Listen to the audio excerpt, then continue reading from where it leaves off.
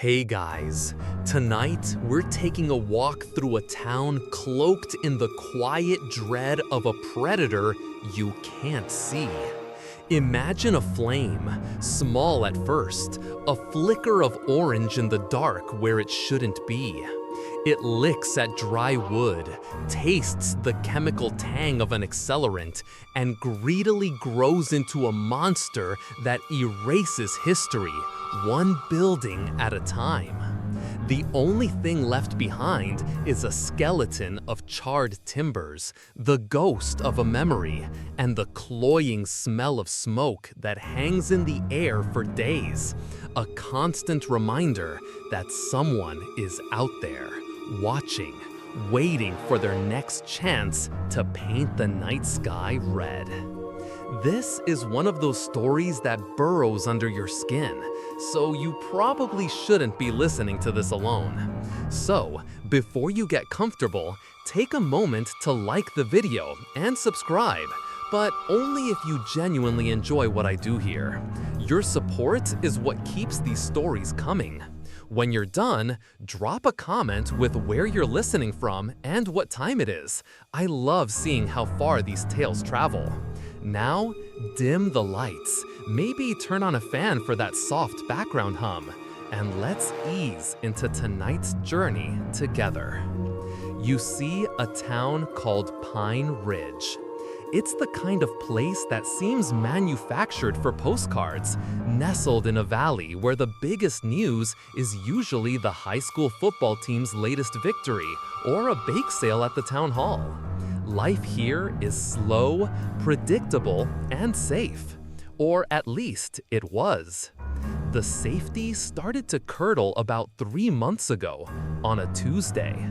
The old abandoned Blackwood Mill, a relic on the edge of town that had been crumbling for 50 years, went up in a spectacular blaze. People gathered in their robes and pajamas, watching from a safe distance as firefighters battled the inferno. It was a tragedy, they said, but a quiet, unspoken part of them was relieved. The mill was an eyesore, a magnet for teenage troublemakers. In a way, the fire had cleansed a wound. Then, 2 weeks later, it happened again. A derelict farmhouse on the north side of town, foreclosed on years ago and left to rot. Another brilliant, terrifying fire in the dead of night. This time, the whisper started. Twice is a coincidence, they said, but the town's collective breath was held tight in its chest. The third fire, a month after that, confirmed their fears. The old drive-in theater, its screen a faded monument to a bygone era, was reduced to ash and twisted metal. There was no denying it now. Pine Ridge had an arsonist. This is where you meet John. He's a man who has earned his quiet life. A former lead fire investigator for a major city, he moved to Pine Ridge to escape the very thing that now plagued his adopted home. He'd seen enough destruction, inhaled enough carcinogens, and stared into the hollow eyes of enough fire starters to last a lifetime. Now, his days are supposed to be about fishing, woodworking, and walking his dog, Dash. Dash is a peculiar creature, a mix of shepherd, retriever, and something wiry and indefinable. He's a rescue with a past shrouded in nervous energy. He's smart, loyal, but perpetually anxious, startled by loud noises and wary of strangers. John finds a kindred spirit in the dog's quiet distrust of the world. They understand each other. But Dash's anxiety is changing. It's becoming specific. The night the drive-in burned, hours before the first siren wailed through the valley, Dash was inconsolable. He paced the length of the small house, his claws clicking a frantic rhythm on the hardwood floors. He whined at the door, a low, guttural sound of deep distress, his nose pressed to the crack, sniffing at the night air. John had tried to calm him, Offering treats, a favorite toy, a soft word, nothing worked.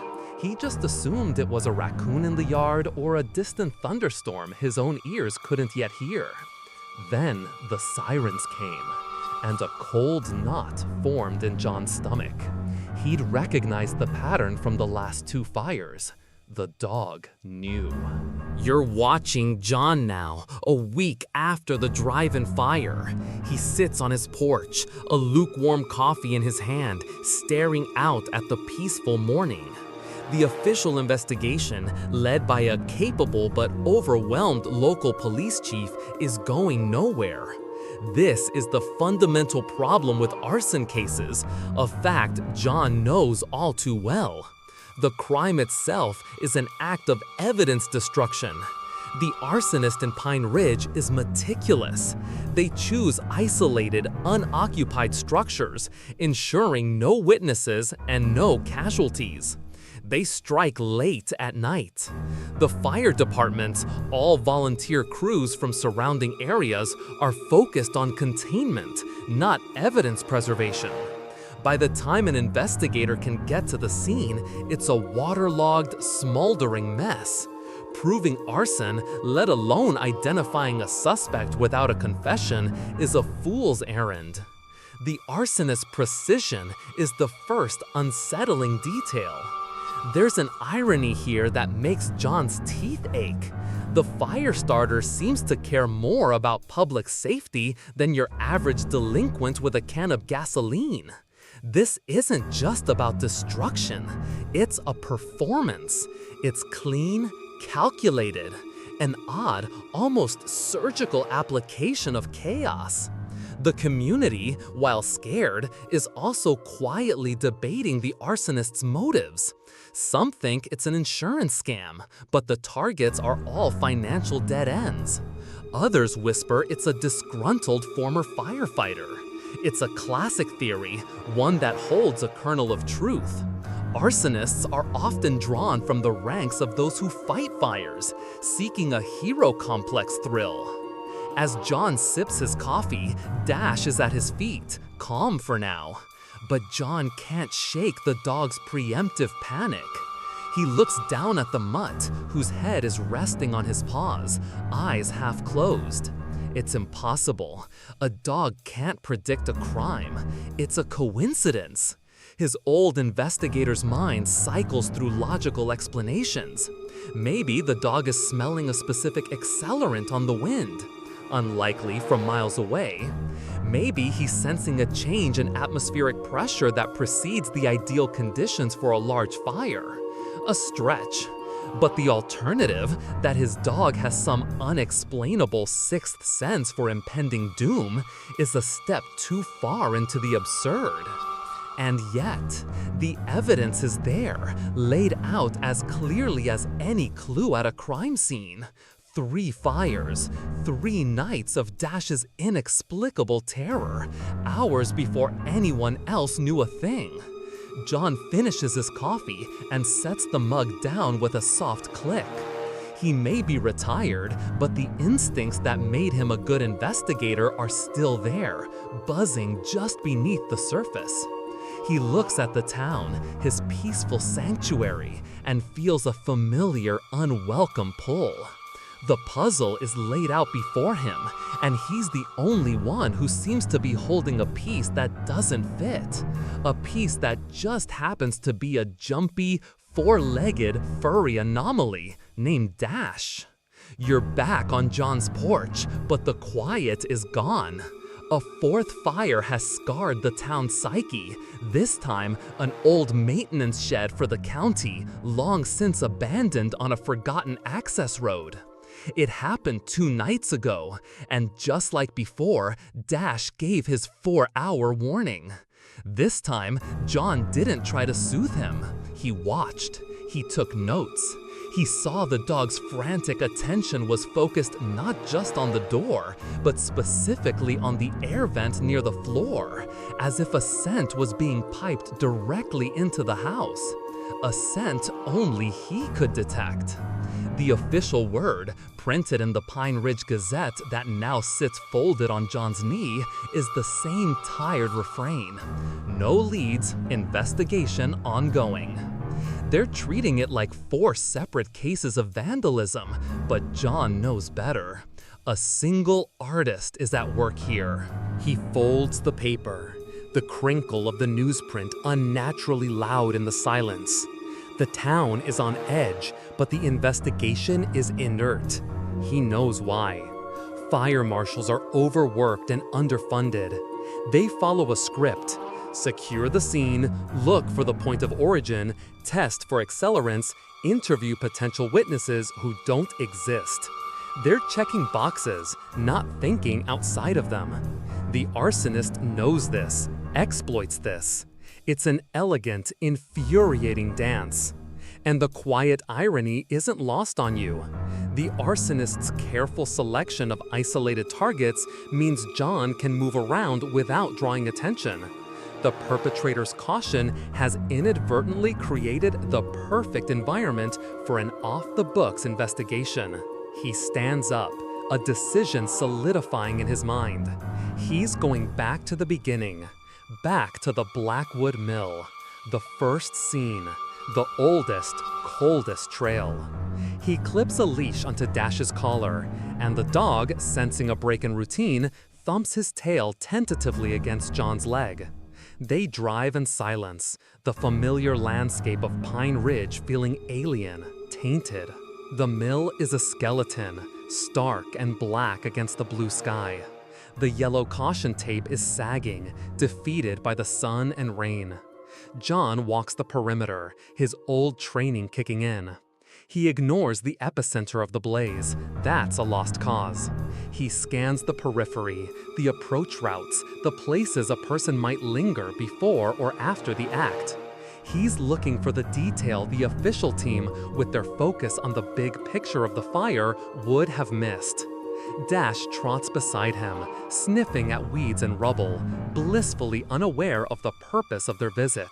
And then John sees it. Near the collapsed gatepost, tucked neatly under a piece of foundation stone, is a small object. It's a matchbox. But not just any matchbox. It's a vintage brand, Blue Flame. Its cardboard cover faded, but the bold, stylized logo still clear. It's bone dry, clearly placed there, protected from the elements and the fire hoses. An offering, a signature. This is the first real twist you've been waiting for.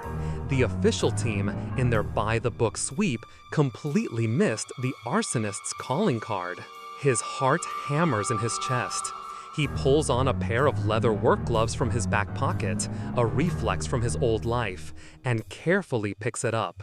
He knows with a sinking feeling that he's just shattered the chain of custody. This is a real, tangible legal principle. For a piece of evidence to be admissible in court, there must be a clean, unbroken record of who has handled it from the moment it was collected.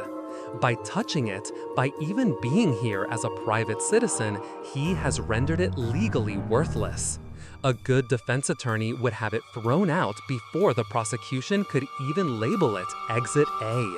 He slides the outer sleeve off.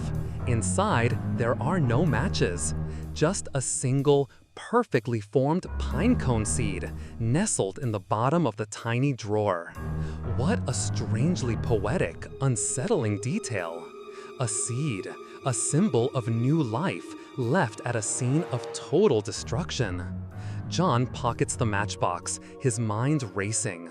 Was this a one-off, a strange bit of litter? Or was it the pattern he'd been searching for? He drives to the second scene, the old farmhouse. It takes him almost an hour of searching, his hope dwindling with the setting sun. But he finds it again, tucked into a rotted fence post about 50 yards from the house.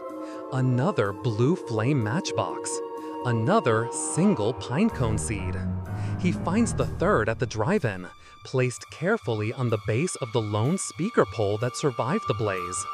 3 scenes, 3 identical signatures. The police hadn't found them, but he had. because he wasn't looking for evidence of a fire. He was looking for evidence of a person. Back in his workshop, the 3 matchboxes are lined up on his workbench like captured soldiers. He stares at them, then at Dash, who is now dozing on a pile of sawdust. The connection clicks into place with the force of a physical blow. What if Dash isn't smelling smoke? What if he's not smelling accelerant on the wind from miles away? Accelerants dissipate, but a person has a unique scent. And what if that person carries something with them every time? Something with a distinct, powerful odor that a dog's sensitive nose could pick up. Maybe the vintage cardboard of the matchboxes, or the oil used to treat the wood of a carrying case, or even the seeds themselves. The theory opens a Pandora's box of legal and ethical questions. It leads you right into an unresolved debate that circles the fringes of jurisprudence, the role of animal-assisted evidence. Experts still argue whether an alert from a highly trained drug or bomb-sniffing dog is enough on its own to justify a search, let alone a conviction. The idea that the anxious whining of an untrained, neurotic pet could ever be presented in a courtroom is laughable. It's not just inadmissible, it's insane. Any evidence he finds from this point on, guided by Dash, will be considered fruit of the poisonous tree, evidence obtained through illegal or improper means. And yet, it's the only lead he has. He looks at the 3 matchboxes, evidence he can't use. He looks at his dog, an informant who can't testify. He, a retired fire investigator, is about to become a vigilante, breaking the very rules he once swore to uphold. The irony is bitter. He is stepping outside the law to enforce it. A quiet, grim determination settles over him. He doesn't know what he's looking for or how he'll find it, but he knows who his partner will be. His investigation has a new, singular focus: to understand what Dash is smelling and to follow that scent, no matter where it leads. Your view pans to the town hall, a stately brick building with a manicured lawn. A community meeting is underway, the air thick with fear and frustration. You see Chief Miller at the podium, a good man drowning in a situation he was never trained for. He assures the crowd they are doing everything they can, but his words are empty platitudes. In the back of the room, leaning against the wall, is John. He's not here to listen to the chief. He's here to watch the people. He scans the faces, the nervous tics, the way neighbors eye each other with a suspicion that wasn't there a month ago. The arsonist, he knows, could be anyone in this room. A pillar of the community, a quiet loner, a volunteer firefighter. The profile is a ghost. As the meeting drones on, you see John slip out the back. He has a plan, born from the desperation of the 3 matchboxes on his workbench. He needs to test his theory. He needs a control for his experiment. He needs to know what exactly sets Dash off. He drives home. The words from the meeting, "Be vigilant," "Report suspicious activity," echoing with hollow irony in his ears. He, a private citizen, is about to engage in some very suspicious activity of his own. In his workshop, he sets out the 3 matchboxes. He opens one and carefully removes the single pinecone seed. He holds it to his own nose. It smells faintly of pine, of earth, nothing out of the ordinary. He tries the cardboard box. Old paper, a hint of sulfur from the long-gone striker strip. He can't isolate it. The scent is too subtle for his dull human senses. So he decides to let the expert take over. He brings Dash into the workshop, a place the dog usually avoids because of the loud noises. The dog is immediately on alert, his tail low. John places one of the matchboxes on the floor. Dash approaches it cautiously, sniffs it, and then looks up at John, tail giving a single quizzical wag. No reaction. John's heart sinks. The theory is collapsing. But he persists. He lays out all 3 matchboxes. Again, Dash gives them a cursory sniff and seems uninterested. Then comes the strange detail, the oddity that changes everything. John, in a moment of frustration, picks up one of the boxes and the tiny seed inside it, holding them together in his closed fist to concentrate the scent. He holds his hand out to the dog. Dash's reaction is instantaneous and electric. His body goes rigid. A low growl rumbles in his chest, the hair on his back standing on end. He doesn't back away. He leans in, sniffing intently at John's closed fist, his entire being consumed by the scent. It's not the box, and it's not the seed. It's the combination of the two. Or more accurately, it's the human scent left on them. The oils from the arsonist's skin mingled with the materials. It's a scent cocktail, unique and potent. A scent Dash recognizes and fears. A new, dangerous idea forms in John's mind. He can't wait for the arsonist to strike again. He has to go hunting. This is where you see him cross a definitive line. It's one thing to visit old crime scenes. It's another entirely to begin actively investigating his neighbors, using his dog as a kind of biological Geiger counter. This is legally murky territory. This is vigilantism. He knows he could face charges for harassment or stalking if he's caught. The irony is, he's using a non-traditional method to hunt a criminal who is also, in their own way, non-traditional. His plan is simple, and frankly, a little crazy. He creates a scent kit.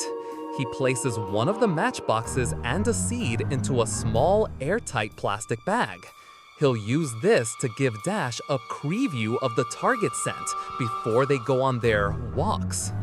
Over the next week, you follow John and Dash on their new routine. They walk every street in Pine Ridge.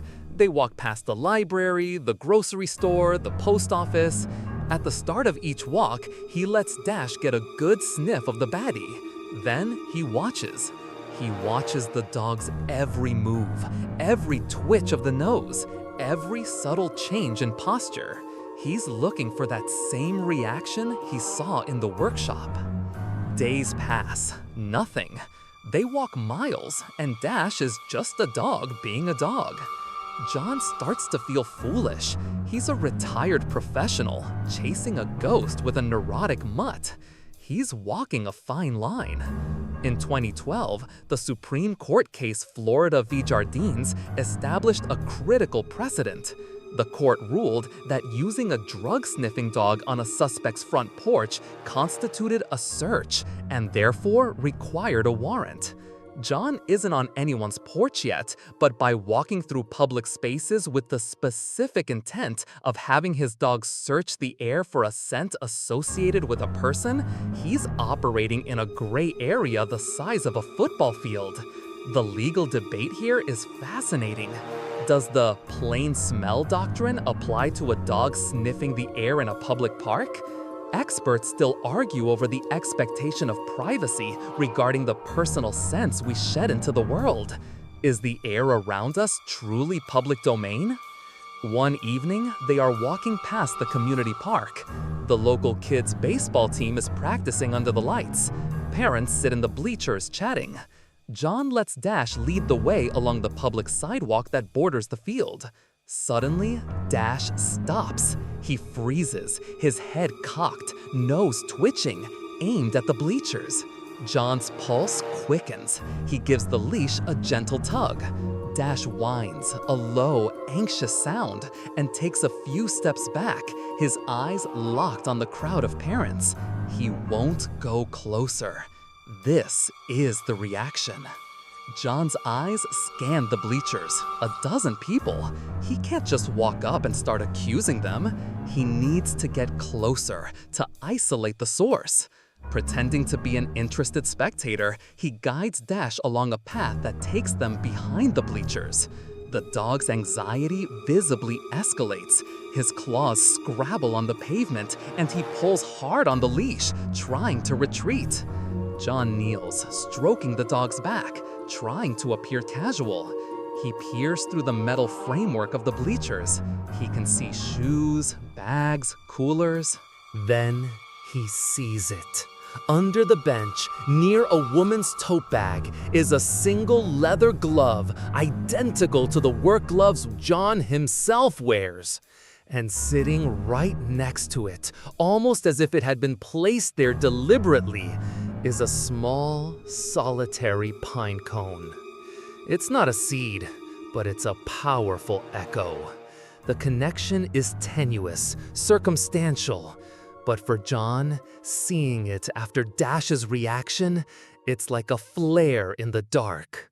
He pulls out his phone, discreetly trying to take a picture of the glove and the woman it belongs to, but his hands are shaking. This is it. He has his first potential suspect, a face to go with the ghost. And he found them not with police work or forensics, but by following his four-legged, untrainable, and utterly brilliant partner. You watch as the last of the Little League players are picked up from the park, their chatter fading into the twilight. John remains, hidden in the deepening shadows, his heart a frantic drum against his ribs. Dash is a shivering bundle of nerves at his feet. The woman from the bleachers is one of the last to leave. She packs up her tote bag, slings it over her shoulder, and completely forgets the glove on the ground. A gift. John waits until her car is out of sight before he moves. He approaches the bleachers, his steps feeling heavy, illicit. The glove and the pine cone are still there. He uses a plastic bag, the one he's been carrying the scent kit in, to pick up the glove. He can't risk contaminating it with his own scent. He pockets the pine cone. As he walks back to his truck under the orange glow of the park lights, you see the face of the woman burned into his mind. It's Sarah Jenkins, a first-grade teacher at Pine Ridge Elementary, a widow who lost her husband, a firefighter, in a training accident 5 years ago. She organizes the town's annual charity bake sale. She is, by all accounts, a beloved community hero. It's the kind of twist that feels impossible, a cruel joke. The gentlest hands in town, the ones that teach children to read and tie their shoes, might be the same ones striking matches in the dark. The drive home is a blur. John's mind is a vortex of disbelief and dawning horror. Sarah Jenkins? It makes no sense. And yet, the evidence, however circumstantial, points a trembling finger in her direction. The dog's reaction, the glove, the pine cone, it's a breadcrumb trail leading directly to her. He feels a profound sense of unease. Accusing Sarah Jenkins would be like accusing the town's own conscience. He'd be laughed out of the police station, if not run out of town on a rail. Town's own conscience. He'd be laughed out of the police station, if not run out of town on a rail. Back in his workshop, he places the bagged glove on the workbench next to the matchboxes. He needs more. He needs proof. What he has now is a wild theory based on a dog's anxiety and a forgotten piece of leather. He spends the next few days in a state of quiet obsession. He does what the police should have been doing from the start. He built a profile, not of the crime, but of the suspect. He goes to the library, pulling up old articles from the Pine Ridge Gazette's digital archives. He reads about Sarah's husband, Tom Jenkins, a hero, killed when a controlled burn for training purposes went horribly wrong due to faulty equipment. A settlement was paid by the state, but no one was ever held accountable. A small, forgotten injustice. He learns that the Blackwood Mill, the first target, was owned by the same holding company that manufactured the faulty valve on Tom's breathing apparatus. The abandoned farmhouse? Its owner sat on the state board that dismissed the family's wrongful death claim. The drive-in theater was a subsidiary. The county maintenance shed, the fourth fire, stored the records of the internal investigation that cleared everyone of wrongdoing. It's a chillingly personal vendetta, hidden in plain sight. This isn't random chaos, it's revenge, served cold and then set ablaze. This isn't just arson, it's a series of symbolic executions. The precision, the lack of casualties, the choice of targets, it all clicks into place. Sarah isn't burning down buildings, she's burning down the system that failed her. This revelation brings with it a strange and unsettling detail. John remembers the town meeting. Sarah was there. She sat in the front row, her face a perfect mask of civic concern. She even asked a question about setting up a neighborhood watch. The sheer audacity of it, the calculated performance, is stunning. She's not just a fire starter, she's a masterful manipulator of perception. He knows he has to approach the police. He can't sit on this. But how?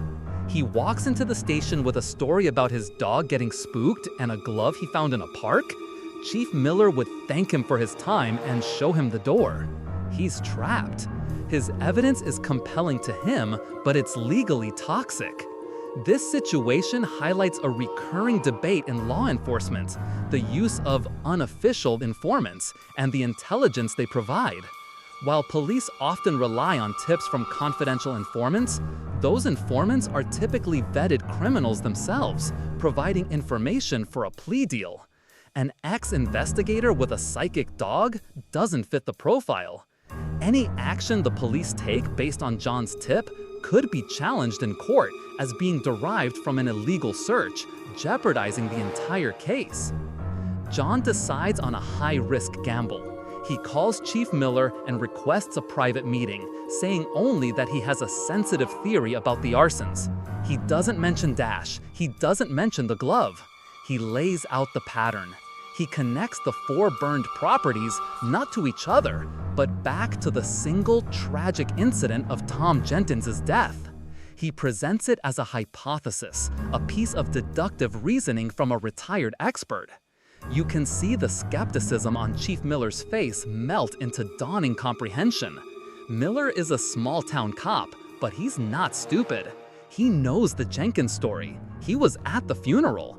He sees the logic in John's theory, but he immediately hits the same wall. "It's a great story, John," he says, his voice heavy with frustration. "But I can't get a warrant for Sarah Jenkins's house based on a coincidence. I need probable cause. I need something tangible that links her to the fires." This is the moment of truth. John takes a deep breath.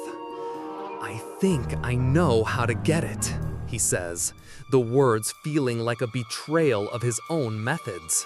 He finally tells Miller about the matchboxes, admitting he compromised the evidence. He sees the flash of anger and disappointment in the chief's eyes. This is a serious ethical and legal breach, the kind of thing that ends careers. John has just confessed to evidence tampering, a crime in itself. The irony is staggering. In his pursuit of a criminal, he has become one. "There will be another one," John says, his voice low and certain. "She's not done. Her pattern is a list of grievances, and I don't think it's complete. When she goes to the next target, we need to be there." Miller stares at him, caught between professional outrage and the desperate hope that this crazy ex-cop might actually be right. "And how are we supposed to know where and when that will be?" he asks.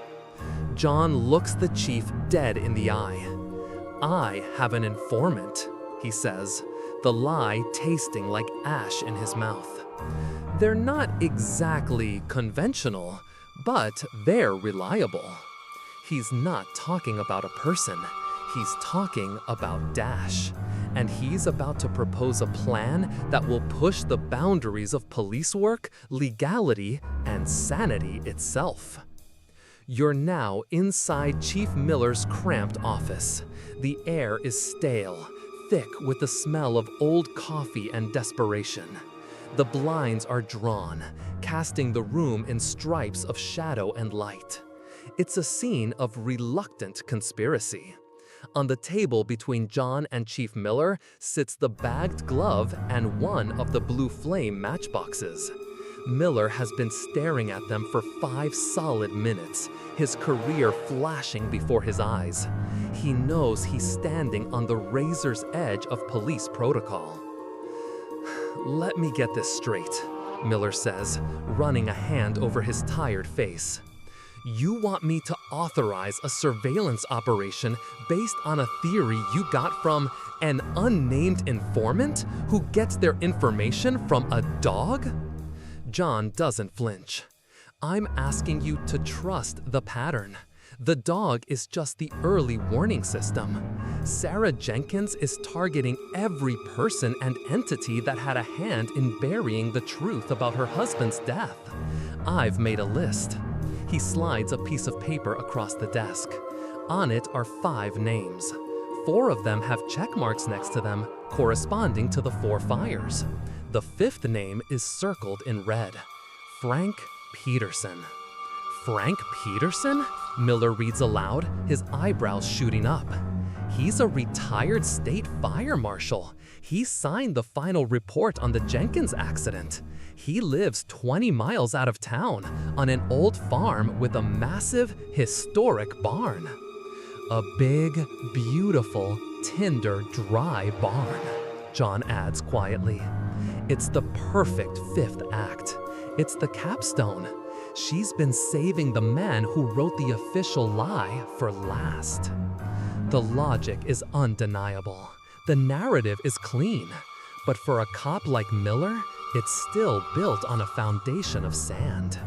The legal principle of probable cause is the bedrock of his profession. It requires facts and circumstances that would lead a reasonable person to believe a crime has been committed. A dog's nervous breakdown and an old investigator's gut feeling don't meet that standard. If they move on Sarah Jenkins and they're wrong, the lawsuit would be catastrophic. The town would turn on them. But if they do nothing and that barn goes up in flames, the guilt would be just as devastating. This is the tense, ticking clock moment you've been waiting for. Miller makes a decision. He's going to bend the rules until they scream, but he won't break them. Not yet. "All right, John, here's the deal," he says, leaning forward. "I can't officially sanction this. There's no paper trail, no warrant. But I can authorize heightened patrol around the Peterson property. I can have a car sitting a mile down the road just in case, and I can be in that car." He looks at John, his expression grim. "But you and your informant are the tip of the spear. You go in first. You get me something concrete, a visual, a scent of gasoline, anything that I can use to legally justify moving my team in. If you get caught on Peterson's land, I don't know you. You're a trespassing civilian and you're on your own." It's a classic plausible deniability scenario, a real-life tactic often used in covert operations, where the commanding authority can deny any knowledge if the mission goes south. John has become an unofficial, deniable asset. The irony is, he's more comfortable with this than with trying to explain Dash to a judge. He agrees. The plan is set for that night. A cold front is moving in, bringing with it a dry wind. Perfect conditions for a fire. The odd, almost surreal detail of the operation is the central role of the dog. John's entire evening is predicated on Dash's behavior. He spends the afternoon in his workshop, holding the bagged glove and the matchbox, letting Dash get saturated with Sarah's scent, mingled with the ghost of her crimes. The dog is a wreck, pacing, whining, his anxiety a palpable force in the small space. To an outsider, it would look like animal cruelty. To John, it's the fine-tuning of his only reliable instrument. As darkness falls, you follow John and Dash to the Peterson farm. He parks his truck on a dirt turnout a half-mile from the property line and kills the engine. The silence of the countryside presses in. He gets out with Dash, the dog's paws making no sound on the dusty ground. The wind whispers through the tall, dry grass. John feels the familiar adrenaline of a stakeout, a feeling he thought he'd left behind forever. They move through the woods that border the farm, a pair of shadows navigating by moonlight. John carries a pair of night vision binoculars. Dash needs no such equipment. His nose is in the air, tasting the wind. They find the position on a small hill overlooking the property. The farmhouse is dark. The massive, beautiful barn stands like a cathedral in the moonlight. For 2 hours, they wait. Nothing. The wind picks up, rattling the tree branches above them. Doubt begins to creep into John's mind. Did he get it wrong? Did he drag the chief out here on a wild goose chase? He looks down at Dash. The dog is lying at his feet, but he's not calm. He's shivering, his head raised, his nose pointed directly at the dark driveway leading up to the farm. Then, a flicker of light. Headlights, moving slowly down the road, turning into the driveway without a signal. The vehicle comes to a stop behind the barn, shielded from the road. John raises his binoculars. A figure gets out. It's a woman, small, dressed in dark clothing. It's Sarah Jenkins. John's breath catches in his throat. He was right. He watches as she pulls 2 large canisters from her trunk. He can't see the labels, but he knows what's in them. She moves with a practiced efficiency, her steps silent and sure. She's approaching the barn. This is the moment. John pulls out his phone to call Miller. He has his visual. He has his probable cause. The scene is frozen in a tableau of unbearable tension. You're watching from John's perspective, through the green-tinted world of his night vision binoculars. Frank Peterson stands on his porch, a silhouette of aged defiance, shotgun held at a low ready. Sarah Jenkins is a ghost pressed against the barn, 50 yards away, her mission interrupted. John is on the hill, a helpless observer, the phone in his hand feeling as heavy as a brick. The plan has fractured. The clean, simple trap has become a messy, unpredictable triangle. Peterson takes a few steps off his porch, his boots crunching on the gravel. "Who's out there?" he calls out, his voice a gravelly bark that cuts through the wind. "I know someone's there. My dog's going crazy." That single sentence hits John with the force of a physical blow. Peterson has a dog. It's a stunningly ironic detail. Another dog, sensing a disturbance in the night, acting as an unwitting alarm system. The parallel is so stark, it's almost comical. All this time, John thought his secret weapon was unique, a freak of nature. But in the end, it's just a dog being a dog, a variable he never accounted for. Sarah doesn't move a muscle. She is patient, a predator who knows the value of stillness. Peterson scans the yard for a full minute, the barrel of his shotgun tracing a slow, menacing arc. He sees nothing. With a grumble about raccoons or coyotes, he turns, walks back inside, and shuts the door. The porch light clicks off. The yard is plunged back into darkness. John exhales, a breath he didn't realize he was holding. The immediate danger has passed. He makes the call. "She's here," he whispers to Miller. "Behind the barn. 2 cans of accelerant. Peterson just came out with a shotgun but went back inside. You need to move, now. Silent approach." "Copy that," Miller's voice crackles back. "On our way. Do not engage." But down in the yard, Sarah is already moving again. Peterson's appearance has changed her timeline. She works with a new urgency, unscrewing the cap on one of the canisters. She begins to douse the base of the barn, the liquid splashing darkly onto the old wood. John can almost smell the fumes from his vantage point. He knows they have only moments before she strikes the match. The police are still minutes away. "Do not engage," echoes in his head, but it's a hollow command. If he waits, the barn goes up. Evidence, motive, all of it could be lost in the inferno. Peterson is still inside the house. The risk is too high. John makes a choice. He's not a cop anymore. He's a citizen, protecting another citizen's property and life. He leaves the binoculars behind. "Stay," he commands Dash, his voice a low, firm whisper.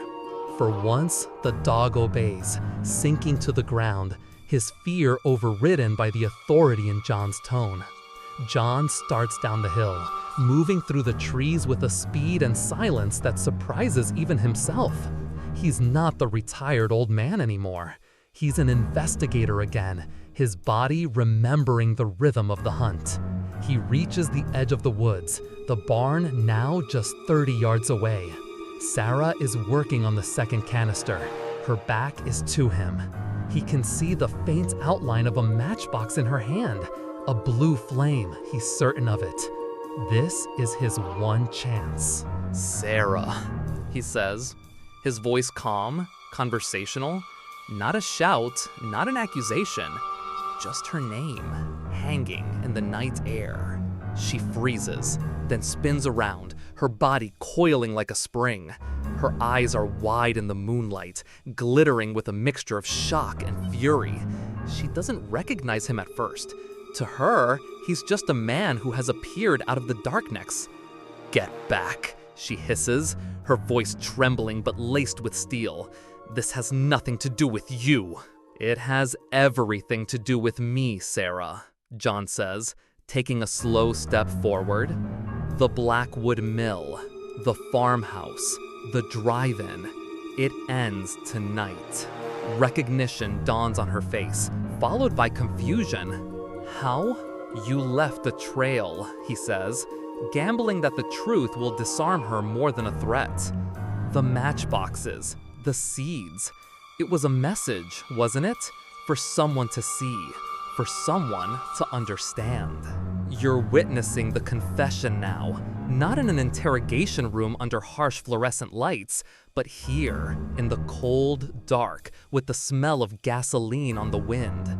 It tumbles out of her, a torrent of grief and rage held back for 5 long years. They called my husband's death an accident, she says, her voice cracking. They said it was operator error. Tom was the best there was.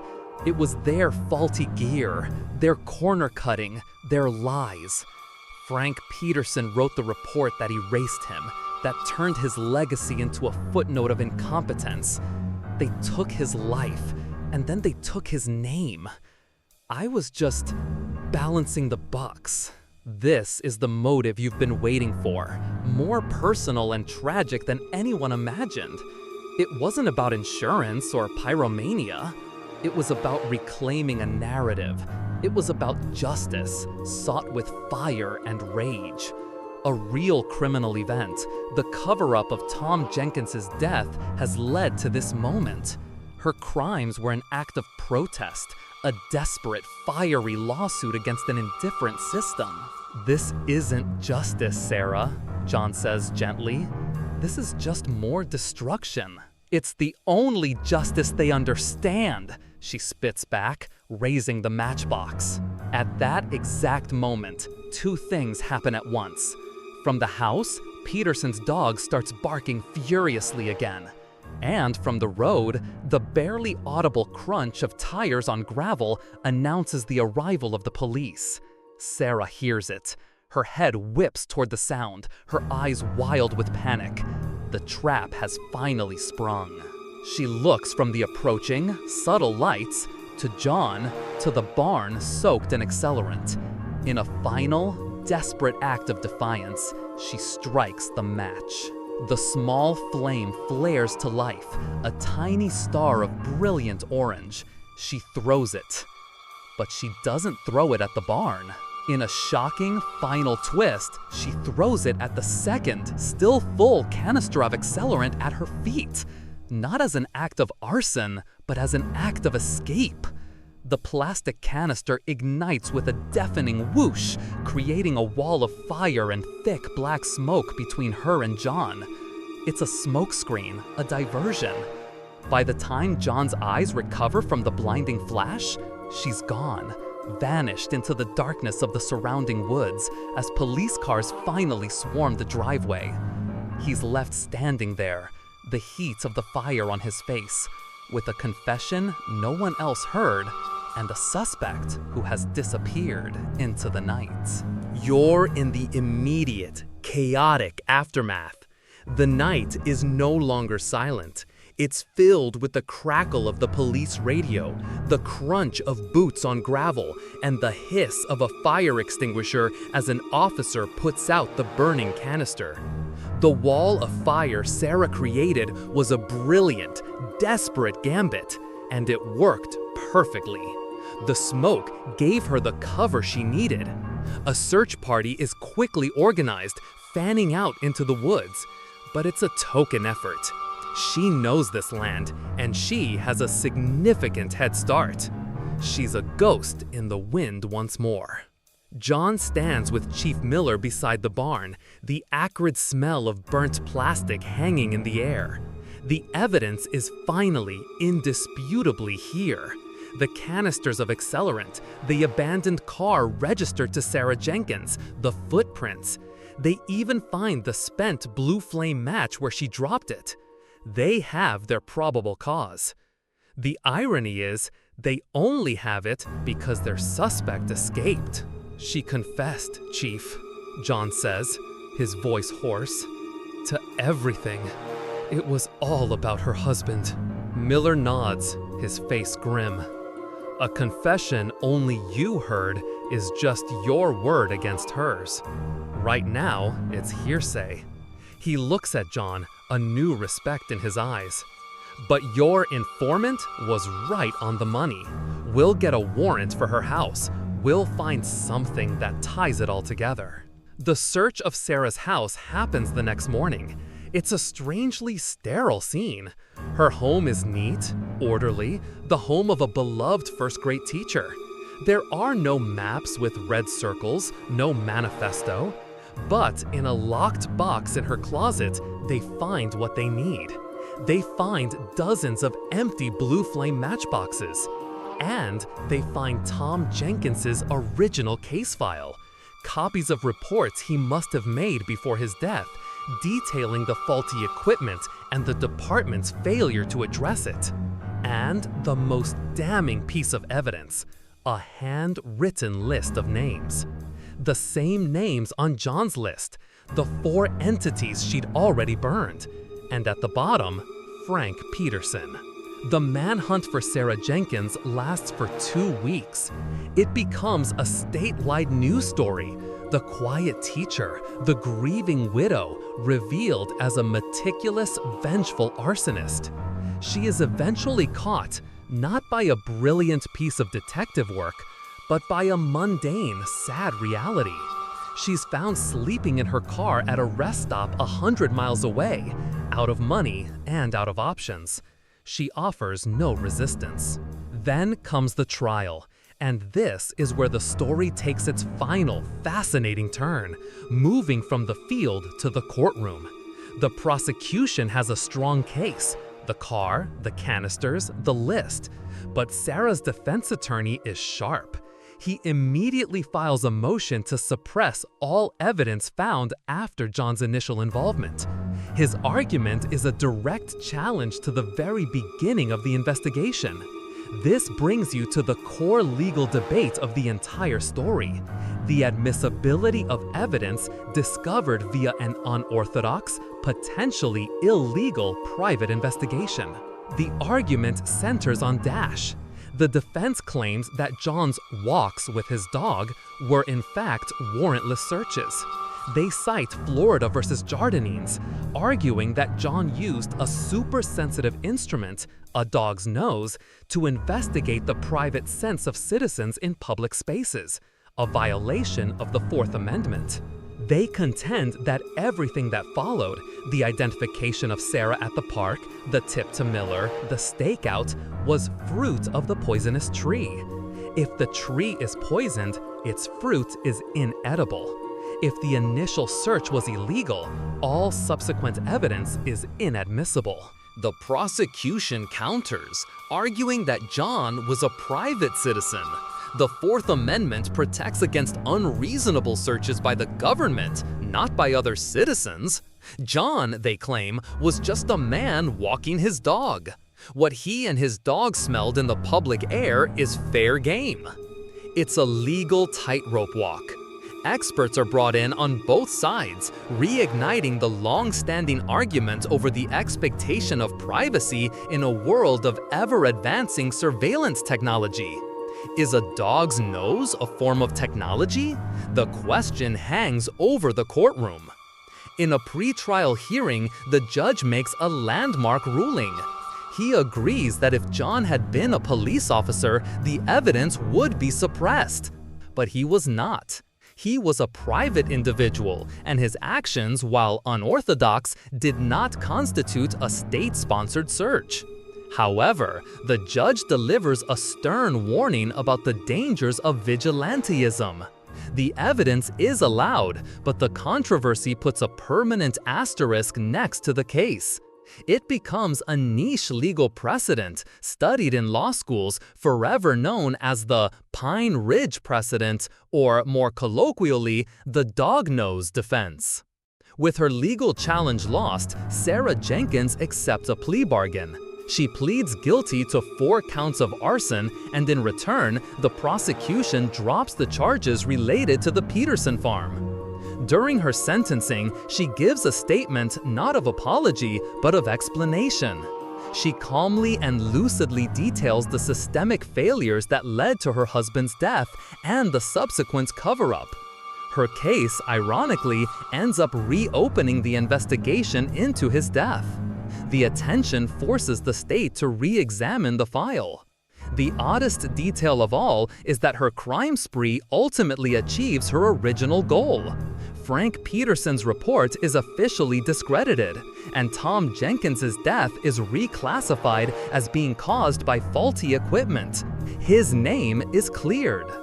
John watches the proceedings from the back of the courtroom. He feels no triumph, only a profound sadness for a good woman twisted by grief and a system that failed her.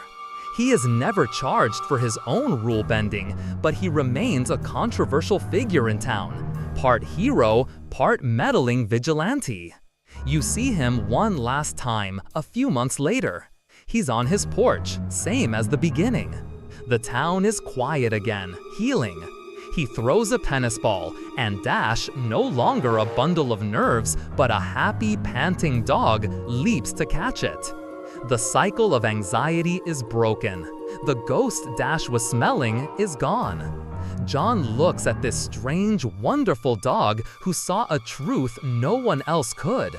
A creature who started it all not with a bark, but with a whine of inexplicable fear.